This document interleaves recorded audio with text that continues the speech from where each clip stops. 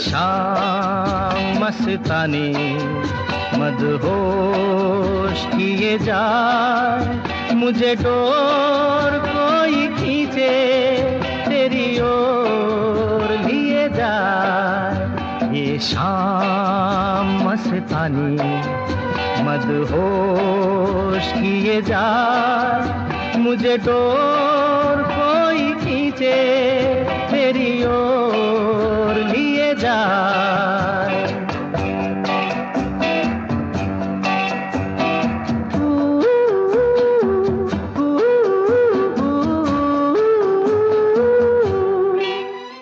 नमस्कार, आदाब।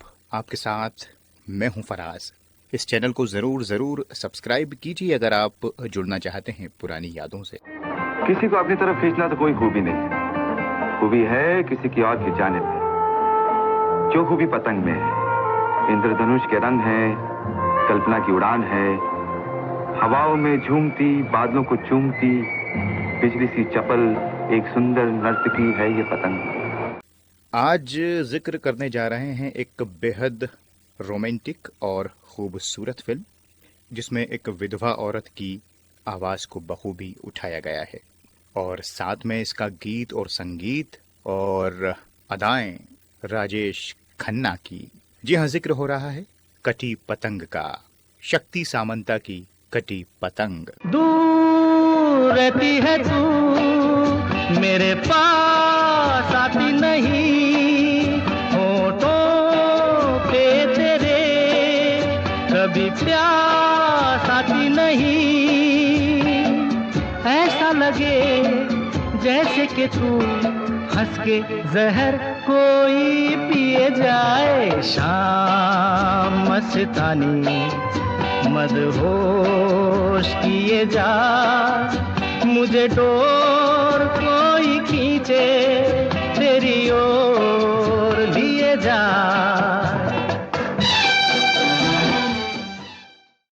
फिल्म की बातें करें इसके पहले आपको शक्तिदा के बारे में कुछ बता देते हैं। 13 जनवरी 1926 को पैदा हुए, फिर तालीम ली देहरादून और कोलकाता में, फिर एक्टर बनने की चाहत लिए बॉम्बे आ गए, वहाँ टीचर बन गए दापोली में, बॉम्बे के पास में ही, और 1948 में असिस्टेंट हो गए सतीश निगम साहब के। बॉम्बे टॉकीज में भी फणी मजूमदार और ज्ञान मुखर्जी के साथ असिस्टेंट डायरेक्टर रहे। फिर इनकी खुद की पहली फिल्म आई जिसे डायरेक्ट किया, वो थी बहू 1955 में। पार्टी में तो जाने का सवाल ही पैदा नहीं होता मेरे लिए। वैसे कोई खास बात नहीं, कुछ दोस्त आएंगे, कुछ ऑफिसर्स आएंगे। दरअसल मेरे जन्मदिन की पार्टी है। जन्मदिन? मेरी शुभकामनाएं। कोरी शुभकामनाएं? आप आएंगी नहीं? मजबूर हूँ। वैसे दीवान जी और माँ जी ने आज्ञा दे दी है। आप राजी हो तो उन्हें कोई एतराज नहीं। उन्होंने शायद सोचा नहीं होगा कि लोग क्या कहेंगे। ओह, मैंने समझा मैं आपको मना लूंगा। अगर लोगों का कहना आपके लिए अपनों से ज्यादा है तो मैं फैसला आप पे छोड़ता हूँ। नमस्ते। फिर 1957 में शक्तिदा ने अपनी खुद की फिल्म कंपनी शक्ति फिल्म्स बनाई और बनाई पहली फिल्म हावड़ा ब्रिज, जो बेहद कामयाब रही। उसके बाद तो कई फिल्में आईं, चाइना टाउन, कश्मीर की कली, और ज़्यादातर इन्होंने अपनी फिल्मों में लिया शर्मिला टैगोर जी को। शक्तिदा को 3 फिल्मों के लिए अवार्ड भी मिला, जिसमें आराधना, अनुराग और अमानुष शामिल हैं। दरअसल कटी पतंग में शक्तिदा की पसंद शर्मिला टैगोर ही थीं, लेकिन इत्तेफाक ऐसा हुआ कि शर्मिला जी माँ बनने वाली थीं, यानी सैफ अली खान इस दुनिया में आने वाले थे, तो इस वजह से फिर वो कटी पतंग का हिस्सा न बन सकीं। और फिर इसमें आई एक और बेहतरीन अभिनेत्री आशा पारेख जी, और ये कहने की ज़रूरत नहीं कि आशा पारेख जी को कटी पतंग के लिए अपना पहला बेस्ट एक्ट्रेस का वोट मिला। जी, उन्होंने अपने माता पिता की मर्जी के खिलाफ शादी की थी, इसीलिए। वो समझा। और क्या मैं पूछ सकता हूँ कौन है वो लोग? वहाँ के रिटायर्ड कलेक्टर दीवान दीनानाथ जी मेरे ससुर हैं। दीवान दीनानाथ जी वो लेक व्यू वाले आपके ससुर? यानी कि आप शेखर की पत्नी हैं? लेकिन वो तो ट्रेन एक्सीडेंट में बच गई। कितनी अनोखी बात है। है ना? ये तो बहुत खुशी की बात है। आप मेरे ससुराल वालों को कैसे जानते हैं? वो भी तो मेरा अपना ही घर है। पिताजी और दीवान जी मुंह बोले भाई हैं।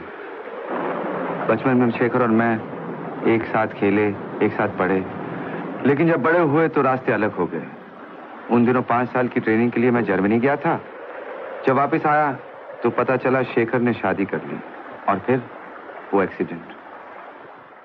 और आशा पारेख जी का बचपन बड़ा लाड़ और प्यार से बीता। एक ही बेटी थी अपने माँ बाप की। डांस का शौक बचपन से ही था। उसकी तालीम भी ली, डॉक्टर बनना चाहती थीं, लेकिन फिर एक रोड एक्सीडेंट देखा तो डॉक्टर बनने का इरादा छोड़ दिया। और बिमल दा ने इनको स्टेज पर डांस करते हुए देखा। बहुत छोटी थी तो फिर उन्होंने इन्हें मौका दिया। डांस का मामला था तो नन्ही आशा तैयार हो गई और फिर माँ फिल्म 1952 में, फिर बाप बेटी 1954 में बतौर चाइल्ड आर्टिस्ट काम किया। गूंज उठी शहनाई के लिए मौका नहीं मिल पाया, लेकिन फिर दिल दे के देखो आई, घूंघट आई और फिर आशा जी ने एक हिस्ट्री क्रिएट की। नासिर हुसैन साहब की काफ़ी फिल्मों में आशा जी ने काम किया और उनके बारे में ज़्यादा बताने की ज़रूरत नहीं, क्योंकि उन्होंने ब्लैक एंड वाइट से लेके तो कलर एरा तक हर बड़े आर्टिस्ट के साथ काम किया और बहुत खूब काम किया। ना कोई उमंग है, ना कोई तरंग है, मेरी जिंदगी है क्या एक कटी पतंग है। ना कोई उमंग है, ना कोई तरंग है, मेरी जिंदगी है क्या एक कटी पतंग है। ना कोई उमंग है।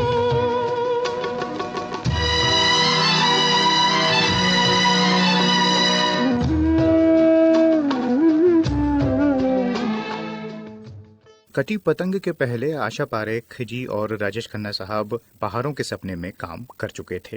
राजेश खन्ना साहब तो उन दिनों उरूज पर थे। आराधना आ चुकी थी और हर जगह उनकी ही फिल्मों का डंका बज रहा था। लोग एक थिएटर से निकलकर दूसरे थिएटर में जाते थे। 2 रास्ते देखी तो आराधना में चले गए, क्योंकि फिल्में ही एक साल चलती थी। तो वो उनकी कामयाबी के बारे में तो बताने की ज़रूरत है नहीं। कटी पतंग तो बस ये कह लूँ कि इस सफ़र का एक और पड़ाव था।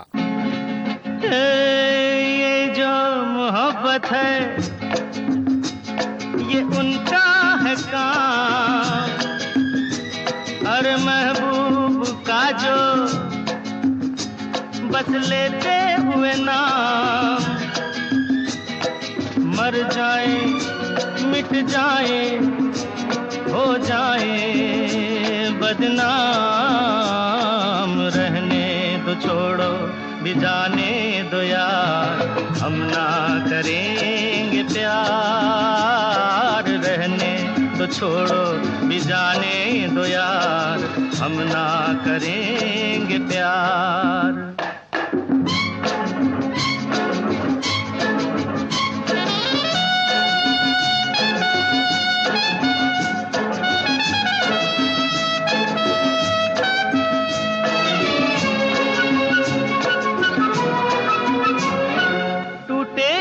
सागर नया सागर कोई ले ले, मेरे खुदा दिल से कोई किसी के ना खेले। टूटे अगर सागर नया सागर कोई ले ले, मेरे खुदा दिल से कोई किसी के ना खेले। दिल टूट जाए तो क्या हो अंजाम, ये जो मोहब्बत है ये उनका है काम। महबूब का जो बस लेते हुए नाम। मर जाए मिट जाए हो जाए बदनाम, रहने दो छोड़ो भी जाने दो यार, हम ना करेंगे प्यार। रहने दो छोड़ो भी जाने दो यार, हम ना करेंगे प्यार। फिल्म में राजेश खन्ना साहब, आशा पारेख, नज़ीर हुसैन साहब, प्रेम चोपड़ा, सुलोचना जी और बिंदु जी ने बेहतरीन काम किया। इस फिल्म के बाद से ही प्रेम चोपड़ा और बिंदु जी को कई फिल्में मिलने लगी। ए, पहचाना? मिले थे कभी उस रात को? डरो नहीं, बात है वो राज की, पर राज राज ही रहेगा। मेरा नाम है शबनम, प्यार से लोग मुझे शब्बो कहते हैं। तुम्हारा नाम क्या है? मीना, मीना, अंजू या मंजू? मीना, मीना, अंजू, मंजू या मधु। आखिर तुम चाहते क्या हो? सुना है तुम्हारे ससुर 8-10 लाख की आसामी। मतलब? दरअसल मैं बीते हुए कल की नहीं, आने वाले कल की फिक्र में हूँ। बात सिर्फ इतनी सी है, जो दाव तुमने मारा है उसमें आधा हिस्सा मेरा भी है। तुम इतने नीच हो सकते हो, ये मैं सोच भी नहीं सकती थी। लेकिन याद रखो, मैं तुम्हारे इस नापाक इरादे को कभी पूरा नहीं होने दूंगी। जवाब नहीं तुम्हारा। पाक मोहब्बत में तो साथ दिया नहीं, अब नापाक इरादे से भी मैं मोड़ना चाहती हूँ। चलाओ नहीं। सुना है दीवारों के ही नहीं, पेड़ों के भी कान होते हैं। नज़ीर हुसैन साहब का जिक्र करना ज़रूरी है। गाजीपुर उत्तर प्रदेश से आते हैं और कई फिल्मों में उन्होंने काम किया और आज़ाद हिंद फौज का हिस्सा भी रहे। लखनऊ में बचपन बीता और रेलवेज में फायरमैन के तौर पर काम किया करते थे, लेकिन फिर बॉम्बे आ गए और काम किया, खूब काम किया। भोजपुरी फिल्मों में भी आपका अच्छा खासा योगदान है। कभी कभी सोचता हूँ मेरे बाद उसका क्या होगा। ऐसी बातें मत कीजिए चाचा जी, अभी तो आप अच्छे हैं और फिर हम लोग भी तो आपके पराए नहीं। मैं तुमसे यही सुनना चाहता था बेटा, क्या ऐसा दिन हो सकता है कोई भला या शरीफ लड़का मेरी बहू का हाथ थाम सके? तो क्या आप उनकी दोबारा शादी करना चाहते हैं? हाँ कमल, जब मैं बहू के बारे में सोचता हूँ तो मेरा दिल भर आता है। भगवान ने कितना बड़ा अन्याय किया है उसके साथ में। इस उम्र में सुहागने का सिंदूर मिटा दिया। एक बात कहूँ चाचा जी। कहो बेटा। अगर अनजाने में किसी लड़के ने किसी विधवा की मांग में सिंदूर भर दिया हो और उस लड़की ने उसे स्वीकार कर लिया हो, तो क्या उन दोनों की शादी हो सकती है? क्यों नहीं, अगर दोनों राजी हो तो जरूर हो सकती है। तो वो लड़का मैं हूं और लड़की पूनम है।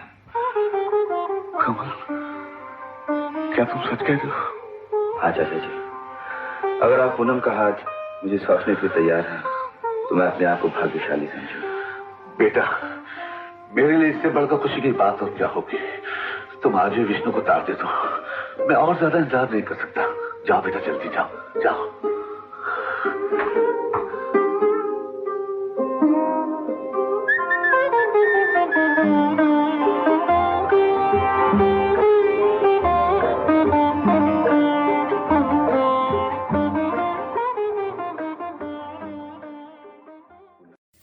ऐसा भी कहा जाता है कि जब आराधना बन रही थी उस वक्त ही कटी पतंग को बनाने की तैयारियां शुरू कर दी गई थीं। फिल्म की कहानी तो हमको मालूम ही है। माधवी का किरदार निभाया आशा पारेख जी ने और कमल यानी फॉरेस्ट रेंजर बने राजेश खन्ना साहब। माधवी पसंद करती थी प्रेम चोपड़ा को, जिनका नाम कैलाश है, और कैलाश पसंद करते थे बिंदु यानी शबनम को। तो माधवी को पता चल जाता है और फिर वो घर छोड़कर चली जाती हैं। शादी जिनसे होने वाली थी वो राजेश खन्ना ही थे, लेकिन दोनों ने एक दूसरे को देखा नहीं था। फिर वहीं से फिल्म चलती है। माधवी अपनी बचपन की दोस्त पूनम से मिलती हैं और पूनम के हस्बैंड इस दुनिया में नहीं है, एक बच्चा है। वो जा रही हैं अपने ससुराल। इत्तेफाक से एक्सीडेंट हो जाता है और उसके बाद फिर पूरी कहानी पलट जाती है। तुम वहाँ पूनम बनकर चली जाओ। नहीं पूनम, ये मुमकिन नहीं है। मैं ऐसे नहीं कर सकती। क्या तुम उसको बेसहारा छोड़ दोगे? क्या तुम मुन्ने की परवरिश नहीं करोगी मधु? नहीं पूनम, लेकिन मैं मधु, मुझे वचन दो, मुझे वचन दो मधु। तुम तुम उसकी माँ की तरह रहोगी। नहीं पूनम, मुझे वचन दो मधु, मेरे प्राण लटके हुए, मुझे वचन दो, मुझे। इस तरह से ये पूरी फिल्म है और जो जान है फिल्म की वो म्यूजिक है R.D. बर्मन साहब का। आनंद बख्शी साहब ने गीत लिखे हैं। बात जब मैं करूं मुझे रोक देती है क्यों, तेरी मीठी नजर मुझे टोक देती है क्यों, तेरी हया तेरी शर्म तेरी कसम मेरे होठ सिए जाए शाम मस्तानी मदहोश किए जा, मुझे डोर कोई खींचे तेरी ओर लिए जा।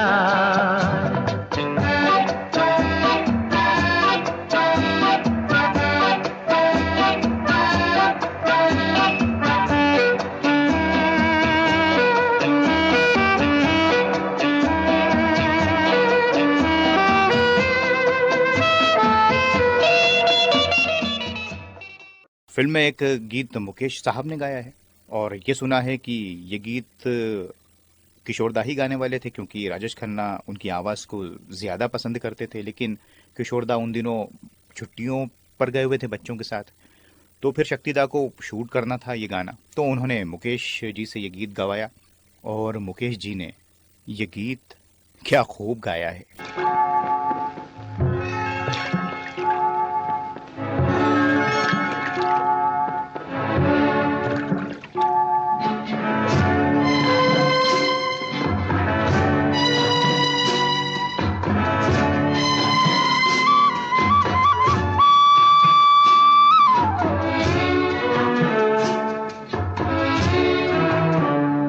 जिस गली में तेरा घर न हो बालमा, उस गली से हमें तो गुजरना नहीं, जो डगर तेरे द्वारे पे जाती न हो, उस डगर पे हमें पाँव रखना नहीं। जिस गली में तेरा घर न हो बालमा।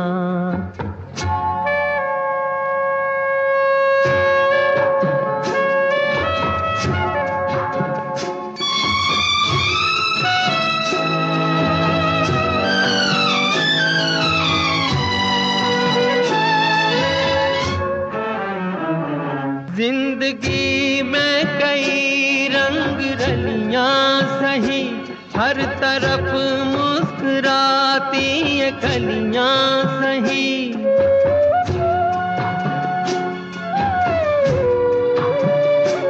जिंदगी में कई रंग रलियां सही, हर तरफ मुस्कुराती ये कलियां सही। खूबसूरत बहारों की गलियां सही, जिस चमन में तेरे पग में कांटे चुभे, जिस चमन में तेरे पग में कांटे चुभे, उस चमन से हमें फूल चुनना नहीं। जिस गली में तेरा घर न हो बालमा।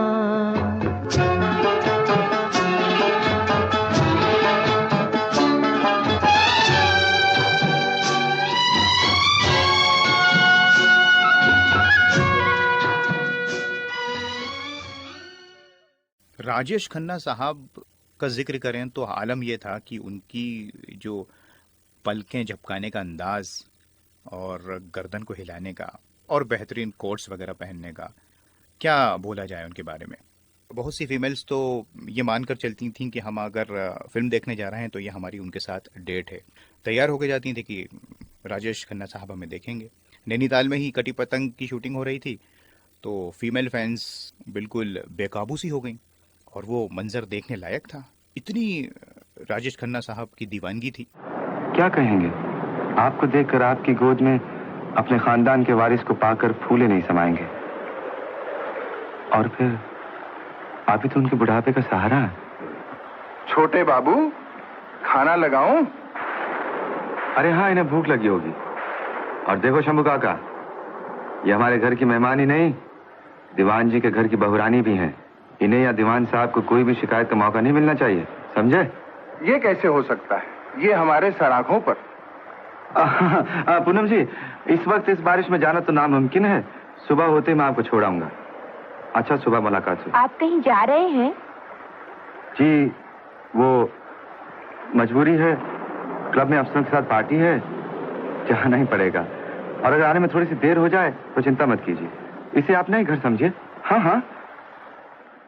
कई किस्से हैं उनकी दीवानगी के। बॉम्बे में एक बार एक होटल में वो शादी में शिरकत करने गए तो नवीन निश्चल बताते हैं कि 400-500 लोग जब काका बाहर निकले तो उनके पीछे आ गए शादी छोड़ के। नवीन निश्चल ने बताया कि इतना क्रेज तो कभी किसी स्टार को लेकर देखा नहीं गया। तो ऐसी कई बातें हैं काका की। और कटी पतंग में तो उनका अंदाज, उनकी एक्टिंग और उनके ऊपर जो गीत पिक्चराइज्ड हैं, आए हाय हाय हाय। मैंने कविता लिखनी छोड़ दी थी, लेकिन कुछ दिन हुए तो ऐसे लगा जैसे सोए हुए जज्बात जाग उठे, प्यार की उमंगें मचलने लगी हैं। उन उमंगों और जज्बात ने जिस गीत का रूप लिया है, आज वही गीत मैं आप लोगों के सामने पेश करता हूं।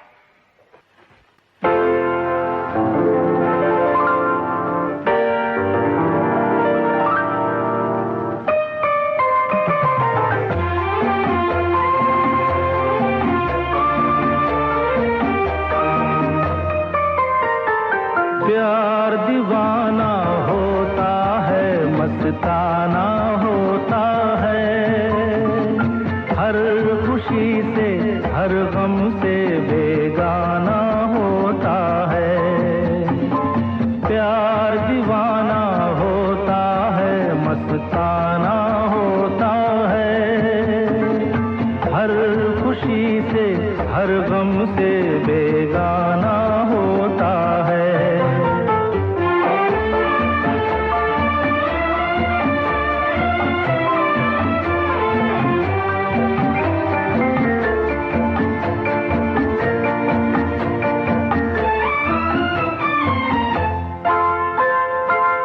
क्षमा कहे परवाने से परे चला जा, मेरी तरह जल जाएगा यहाँ नहीं आ। क्षमा कहे परवाने से परे चला जा, मेरी तरह जल जाएगा यहाँ नहीं आ। सुनता उसको जल जाना होता है, हर खुशी से हर गम से बेगाना होता है। प्यार दीवाना होता है, मस्ताना होता है, हर खुशी से हर गम से बेगाना होता है। कटी पतंग की कहानी तो गुलशन नंदा की थी। गुलशन नंदा ने इसके पहले कई फिल्में लिखी थीं जो कामयाब रहीं, जैसे सावन की घटा हो, पत्थर के सनम, फूलों की सेज, कई फिल्में हैं। साथ में वर्जेंद्र गौर ने भी स्क्रीन प्ले लिखा। कटी पतंग की कामयाबी के बाद इसी फिल्म को तमिल में भी बनाया गया, तेलुगु में भी बनाया गया। और ये भी कहा जाता है कि कॉर्नेल वुलरिच का एक नॉवेल है 1948 में जो आया था, I married a dead man, उस पर ये बेस्ड है।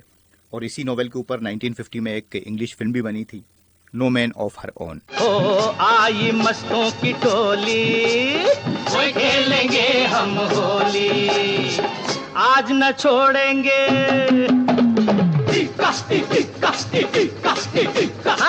आज न छोड़ेंगे बस हम टोली, खेलेंगे हम होली, खेलेंगे हम होली। तो कटी पतंग के बारे में हम बात कर रहे हैं। इसकी शूटिंग लोकेशंस हो, म्यूजिक हो, एक्टिंग हो, और राजेश खन्ना साहब तो उरूज पर थे उस जमाने में। आशा पारेख जी के बारे में क्या कहा जाए। फूल जोड़े में लगाते लगाते फेंक क्यों दिया? मैं तो यूं ही देख रही थी। फूल दो ही जगह शोभा देता है, एक भगवान के चरणों में, दूसरा स्त्री के जूड़े में। हर स्त्री के जूड़े में नहीं। एक बात पूछूं पूनम? पूछिए। थोड़ी देर पहले तुम हंस खेल रही थी। ऐसे लग रहा था जैसे तुम्हारा बीता हुआ जीवन इस झरने की तरह है, उमंग भरा। लेकिन आज इस झील की तरह है जो ऊपर से शांत है, लेकिन इसकी गहराइयों में न जाने कितने अरमान मचल रहे हैं। पूनम, दुनिया में झील की गहराइयां ही सब कुछ नहीं, और भी बहुत कुछ है। जैसे ये फूल जो मुस्कुराहट देते हैं और मुरझा भी जाते हैं, जैसे ये शाम जो मस्ती लुटाती है और रात के अंधेरे में खो जाती है। पूनम, अगर तुम चाहो तो इस रात के अंधेरे से निकलकर आकाश के उजाले को छू सकती हो।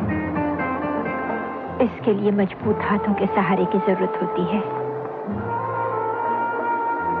पवित्र प्रेम ही जीवन का सबसे बड़ा सहारा होता है पूनम।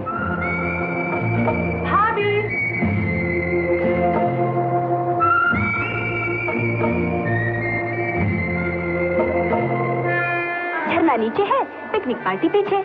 आप ऊपर क्या देख रहे हैं भाई साहब? पतंग देख रहा था। पतंग? हाँ, रोमांटिक। चारों तरफ बहार है, फूलों पर निखार है और कॉफी तैयार है। हम आपको बुलाने आए हैं। चलिए।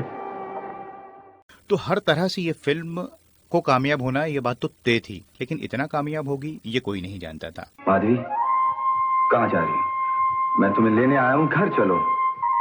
घर? किसका घर? कौन सा घर? वही घर माधवी जहाँ तुम्हें सहारा मिला था, मन की शांति मिली थी, मुन्ने की मासूम आंखों में तुमने अपने भविष्य के सपने देखे थे। वही घर माधवी जहाँ चाचा जी ने तुम्हें नया जीवन देने का फैसला किया था। नहीं, ऐसा मत कहिए, ऐसा मत कहिए। हाँ माधवी, वही घर जहाँ चाची का टूटा हुआ दिल तुम्हारी दया की भीख मांग रहा है। वही घर जो कल तक तुम्हारी ससुराल थी, आज वो मैका बन चुका। नहीं, ये मुमकिन नहीं, ऐसा नहीं हो सकता।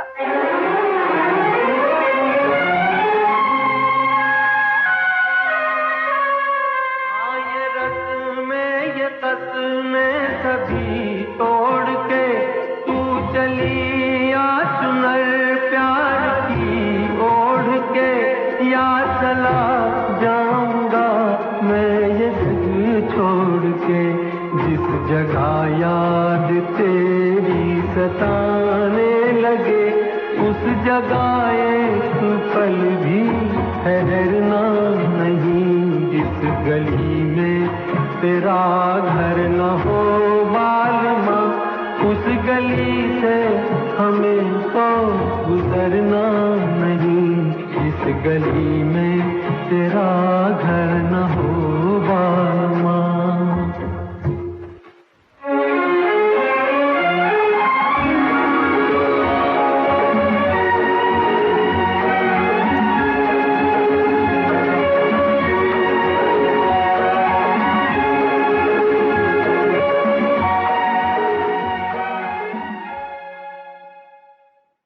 तो दोस्तों, आज जिक्र किया कटी पतंग का, जो अपने ज़माने में भी एक कामयाब फिल्म थी और आज भी उतनी ही कामयाब है और हमेशा रहेगी।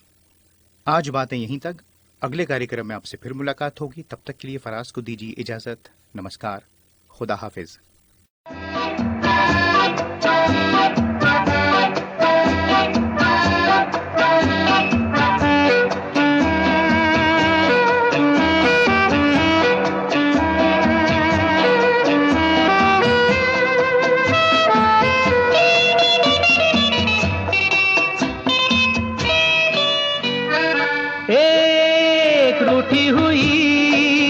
तकदीर जैसे कोई खामोश ऐसे है तू, तस्वीर जैसे कोई तेरी नजर बन के जुबान, लेकिन तेरे पैगाम दिए जाए शाम मस्तानी मदहोश किए जा। मुझे डोर कोई खींचे तेरी ओर, दिए जा